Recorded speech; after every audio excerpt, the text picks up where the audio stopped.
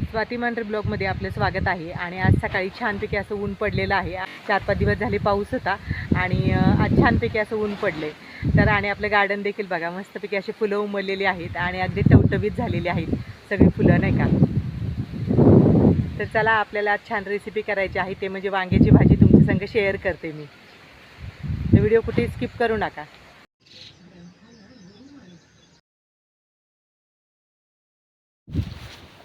वांग्याची भाजी करताना इथे शेंगदाणे घेतलेले आहेत आणि शेंगदाणे चांगले खरपूस रंगावरती आपल्याला भाजून घ्यायचे, म्हणजे साल निघेपर्यंत शेंगदाणे चांगले भाजून घ्यायचे.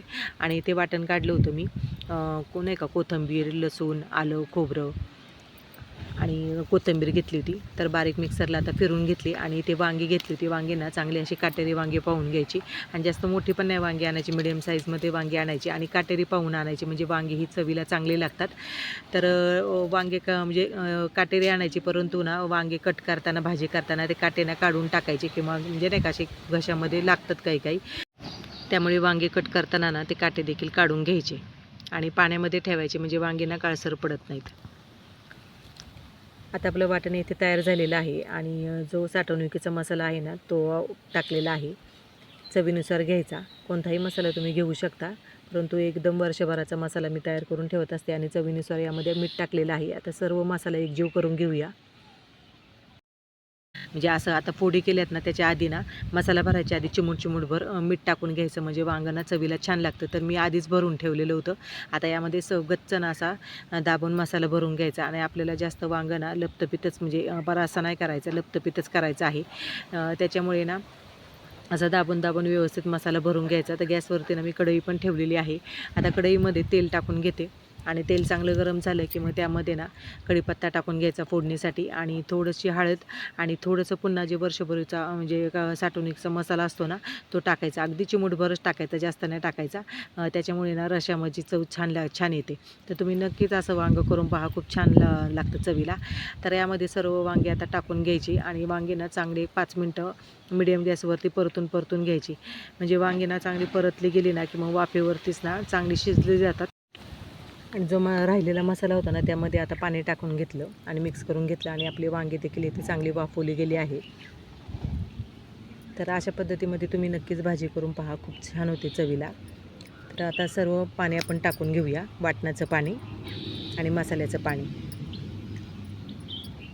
तर आपल्याला जास्त ना असे रस्सा भाजी नाही करायची, थोडीशी लपतपीतच ठेवणार आहे. आता झाकण ठेवूया.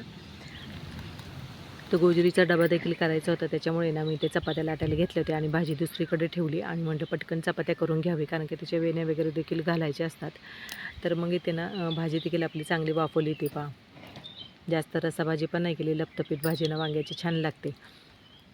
तर मग तिला नाश्ता वगैरे दिला आणि मग आता तिच्या डबा देखील मला भरून घ्यायचा होता. मग भाकरी ते करून घेतल्या लगेच, नाही का, म्हणजे तव्यावर तापलेला तवा असतो, मग पटकन भाकरी देखील होतात. मग 2 भाकरी टाकून घेतल्या आणि ते तिचा डबा भरून घेतला. तोपर्यंत तिने नाश्ता वगैरे करून घेतला.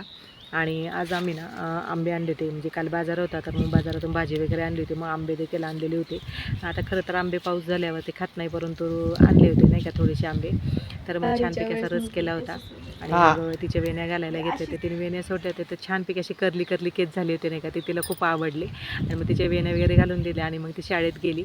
आणि मग इथे आहोंना आणि सासऱ्यांना ताट केलं, म्हणजे जेवणासाठी नाही का. त्यांना 9:30 पावणे 10च्या आसपास जेवायला लागतं, मग त्यांना ताट केलं दोघांना पण आणि जेवायला दिलं. आणि इकडे ना लोणचं केलं होतं मी.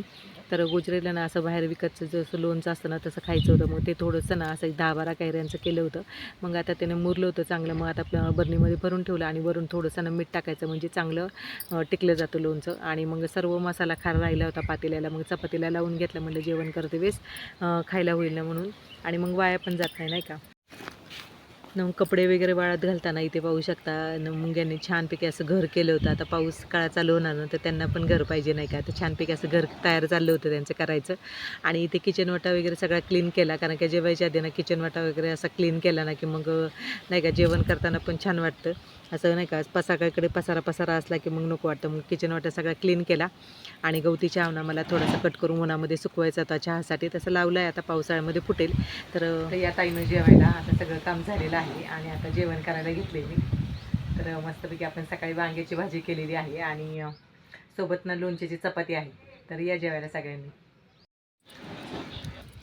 तर इथे भाजीपाला आणलेला होता आणि रात्री लोड शेडिंग असल्यामुळे नाही का 10 वाजेपर्यंत काही लाईट नव्हती. मग आता म्हटलं सकाळीच काढावं नाही का. मग सकाळी काय आता जमत नाही. मग आता म्हटलं सगळं आवरलं आहे तर म्हटलं आता भाजी वगैरे नाही का निसून वगैरे ठेवावं. कारण की भाजीपाला असा जरी आणला ना तरी निवडून वगैरे व्यवस्थित पाहून घ्यावा लागतो आणि नंतर मग फ्रीजमध्ये तो ठेवावा लागतो. कारण की आठवडाभर मग व्यवस्थित राहतो नाही का. तर इथे गोजरेला आवडतात म्हणून पॉपकॉर्न आणले होते आणि छानपैकी असे ना काटेरी कारले आणले होते. मग पाहूनच भाजीपाला आणायचा कधी पण असे नाही का. काटेरी कारली असले ना, काटेरी वांगी, काटेरी कारली आणि इथे बटाटे आणलेले होते, टोमॅटो आणि कटण पण जास्त आणले होते. कारण का आता पावसाळ्यामध्ये ना भाज्या पण थोड्याशा महाग असतात आणि कटण भरलं की मग बरं पडतं भाजी करताना आणि रस्सा भाजीला छान असतात कटण. तर मग इथे सर्व भाजीपाला असा नीट वगैरे करून ठेवला आणि इथे थोडंसं आलं आणलं होतं, थोडंसं कोंब आलेलं आलं होतं. म्हटलं थोडंसं लावावं नाही का. आणि इथे मग काय सगळं काम आटपल्याच्या नंतर मग आता गार्डनमध्ये आले थोडंसं परसबागेमध्ये आणि छानपैकी असं पेरूच्या झाडाला पेरू पिकला होता तर मग काढून घेतला पेरूच्या झाडाला एक पेरू सापडला बरं का आपल्याला आणि छान आहे चवीला असा.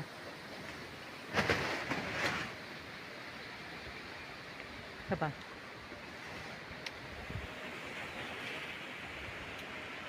आणि भरपूर पेरू लागलेत पण कच्चेच आहेत अजून